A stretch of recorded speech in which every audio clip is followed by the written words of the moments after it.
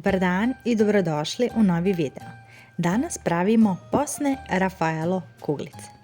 Za ovaj recept je potrebno da u jednu šerpu stavite 300 g šećera, dodate 12 supenih kašika vode, zatim dodajte 150 g margarina i sve to prokuhajte.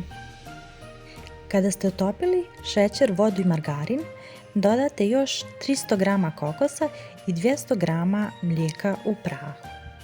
Sve fino izmiješajte, sjedinite smjesu i ohladite. Kada vam se smjesa ohladila, oblikujete kuglice.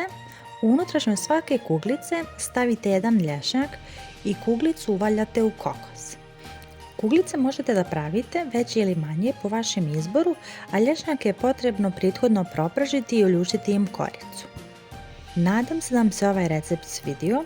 Ukoliko želite, isprobajte ga, napišite mi u komentar vaše utiske, a mi se čujemo u nekom narednom videu. Ćao!